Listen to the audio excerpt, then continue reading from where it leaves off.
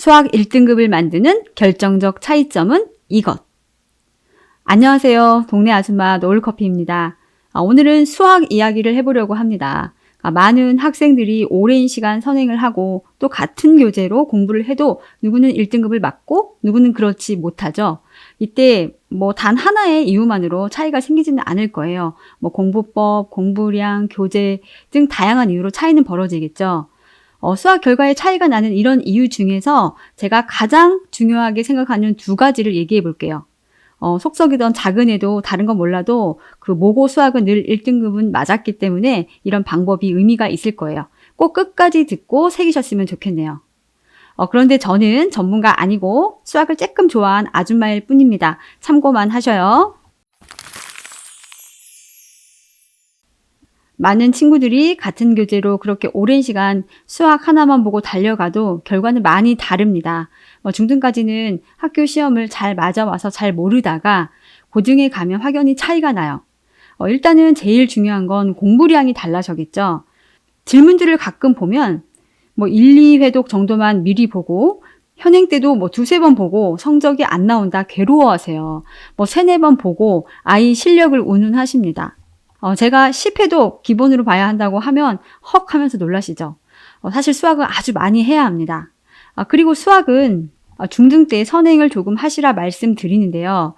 고등 과정이 개념, 유형, 심화까지 다 끝내고 완벽한 시험을 치르기에는 시간이 너무 부족합니다. 수능은 고3에만 완성되면 된다지만 내신은 바로 고1 첫 시험부터 완벽하게 치러야 성적이 잘 나오거든요. 특히 수행평가, 동아리 등등 챙겨가면서 수학만 그렇게 열심히 하다 보면 다른 과목 다 구멍 나거든요. 그래서 고등과정 수학을 완벽하게 하기 위해서라면 중등 때 어느 정도 개념, 유형은 하고 오고 가능하다면 준심화까지 하고 가시면 좋습니다. 일단 고등 수학을 위해서는 압도적인 공부량, 어느 정도의 선행이 중요합니다. 그런데 오늘 드릴 얘기는 이 기본적인 얘기 말고 중요한 두 가지를 더 떠들어 보려고요.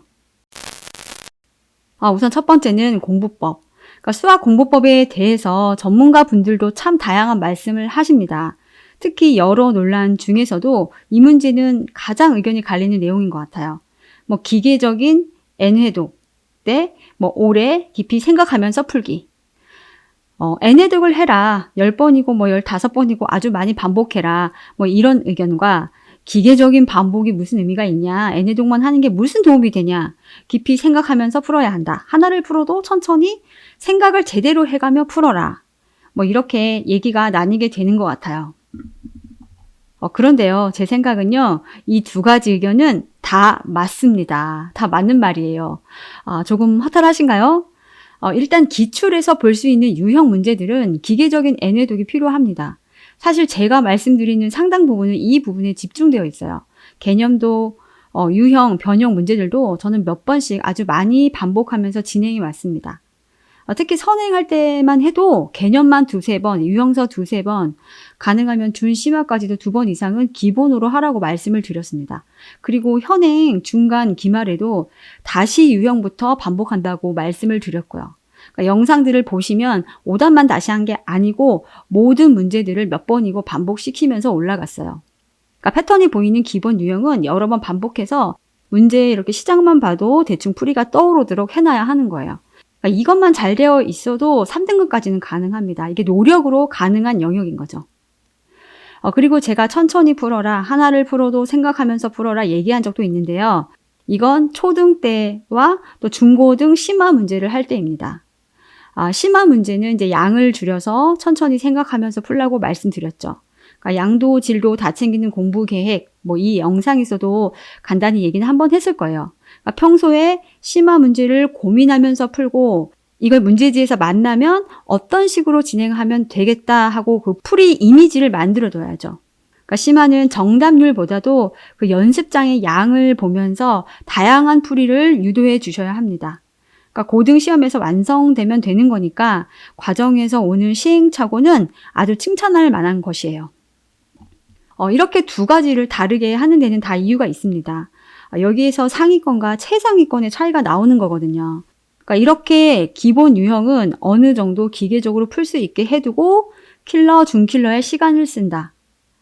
이건 바로 우리가 수학 공부를 하는 목적이 시험이기 때문입니다. 그러니까 수학자가 된다거나 뭐 학문적으로 연구하는 게 아니잖아요. 그러니까 우리는 한정된 시간 안에 정해진 문제를 풀고 잘 맞추면 되는 거니까요. 그래서 보통 1, 2등급을 가르는 킬러, 심화 문제들은 오래 고민하고 생각을 많이 하면서 풀어본 아이들이 잘 푸는데, 이 심화나 신유형 문제들은 평소 많이만 풀어봤다고 시험에서 잘 푸는 게 아니에요. 일반적으로 이런 문제들은 문제풀이 시간이 더 걸립니다. 그러니까 새로운 관점이나 뭐 새로운 조합 등을 생각해내야 하니까 시간이 더 걸리죠. 그러니까 많은 친구들은 또 풀이를 어느 정도 알고 있어도 시간이 부족해서 건드리지도 못하고 끝나는 경우가 많아요. 2등급만 그런 게 아니고요. 3, 4등급 때 친구들도 시간을 주면 잘 풀 수 있다는 거예요. 그러니까 시험이 끝나면 그러죠. 이거 아는 문제인데 시간이 조금 부족했다. 그러면서 실수다 그렇게 생각하고요. 그런데 최상위권 친구들은 그 기본 문제에는 반복되는 문제풀이로 시간을 아주 덜 쓰고 준심화, 심화에는 생각할 시간을 더 줄 수 있게 된다는 거예요. 기본 유형 문제들을 빨리 정확하게 풀어야 고난도도 잘 풀게 되는 거죠. 과탐도 그 1타 쌤들 수업을 들어보시면 이렇게 나눠서 진행을 하시거든요. 여기까지는 몇 분 컷으로 연습을 해둬라. 고난도 문제에 시간을 써라. 이런 식으로요. 그리고 교재를 사용할 때요. 개념 유형서는 같은 교재를 여러 번 반복하고 준심화, 심화는 다양한 교재를 보면서 한두 번씩만 풀어도 좋다고 생각해요. 그러니까 기본 유형 패턴을 다질 때는 같은 교재, 질 좋은 유형서를 반복하는 게 오히려 도움이 됩니다. 그러니까 준심화, 심화는 다양한 형태를 보는 게 좋고요. 특히 극상위권 같은 경우는 그 웬만한 건 다 풀어봤기 때문에 그 시험 직전에는 그 특이한 문제가 있나 다양한 교재를 확인하면서 그런 문제만 풀기도 하더라고요. 어떤 문제도 틀리지 않겠다. 그러니까 특히 학군지 내에서는 정말 무결점으로 준비해야 이게 어느 정도 나온다고 하니까요. 그런데 기본 유형도 머릿속에 정리가 안 됐는데 생각하며 푼다고 심화 문제 오래 보고 있으면 진도도 안 나가고 죽도 밥도 안 된다는 거 잊으시면 안 됩니다. 그러니까 심화라는 게 유형의 조합들도 많거든요. 그러니까 아무튼 같은 교재 반복이냐 한 번씩 여러 권이냐 이거는 아이가 원하는 대로 하시면 되지만 저는 이런 식으로 진행을 했습니다. 최근에는 킬러 난이도는 낮아지고 생각을 많이 하는 준킬러가 늘어나면서 공부를 한 만큼 나오는 과목이 돼가고 있어요.